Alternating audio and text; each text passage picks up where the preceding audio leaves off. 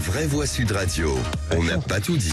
Et c'est Mounir Bahatour qui est avec nous. Bonsoir, merci d'être avec nous en direct sur Sud Radio. Vous êtes avocat, ex-candidat à l'élection présidentielle de Tunisie, président et cofondateur de Shams, qui veut dire soleil en Tunisie, et la principale association des défenses des droits LGBT. Et si on vous accueille ce soir sur Sud Radio, c'est que vous venez de vous marier avec un Tunisien, et vous aussi vous êtes tunisien, et c'est le premier mariage gay de l'histoire entre deux Tunisiens. Et on va déjà le féliciter. Absolument. Félicitations. Donc, d'abord félicitations. Ouais. Et donc racontez-nous cette histoire. Vous êtes avec nous. Je vous raconte. Moi, ça fait 3 ans que je suis en France. Je suis réfugié politique, protégé par la Convention de Genève. J'ai quitté la Tunisie, je me suis exilé en 2019 à cause des menaces qui avaient porté sur moi par les islamistes en Tunisie. Ils me menaçaient de me tuer. J'étais contacté par la police et la police m'a dit qu'il y avait un risque que je sois assassiné. En plus, j'étais poursuivi pour blasphème. Et quand j'étais en France, on m'a condamné par contumace en Tunisie à 1 an de prison pour blasphème. Et là, je me suis installé à Marseille, j'ai un cabinet d'avocats à Marseille, et j'ai fait une demande à la mairie de 6e pour me marier avec mon copain tunisien, avec qui j'étais arrêté en 2013. L'affaire a fait beaucoup de bruit en 2013. On avait été arrêté par la police. Mon copain a été torturé par la police pour qu'il avoue la nature de notre relation.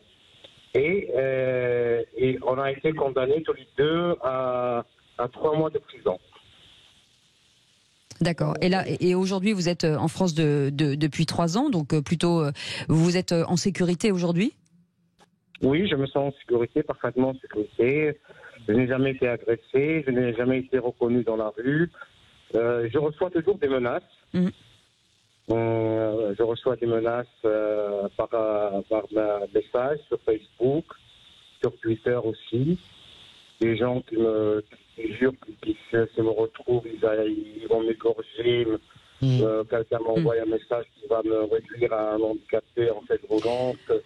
Des choses comme ça. Mais que des paroles. Il n'y a jamais eu rien dans les actes.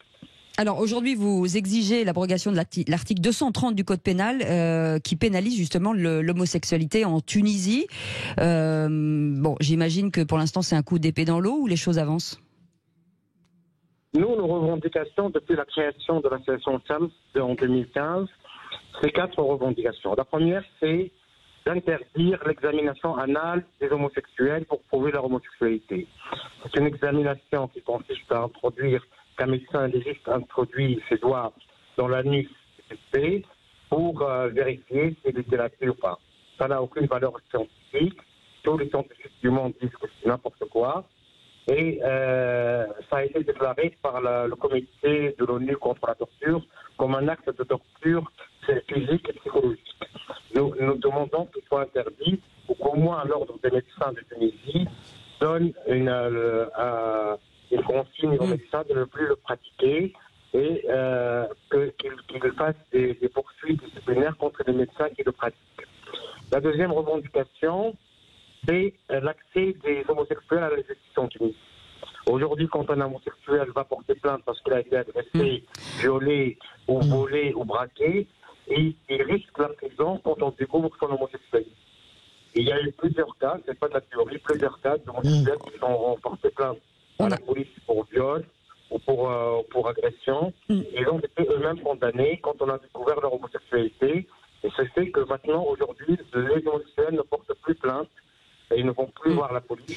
Mounir, ils risquent d'être condamnés. On n'en a malheureusement plus beaucoup de temps. On vous a bien entendu. En tout cas, on voulait vous avoir en ligne pour ce mariage qui est quand même historique entre deux Tunisiens. Félicitations pour le courage parce que c'est une transgression inimaginable. Je rappelle quand même que bien sûr nous parlons de pays musulmans, mais je rappelle que l'homosexualité est la chose la plus détestée et partagée par les 3 grandes religions du livre. Et évidemment, c'est grâce à des gens comme Mounir que les choses avancent. Voilà. Merci beaucoup, en tout cas, Mounir Bahatour, d'avoir été avec nous.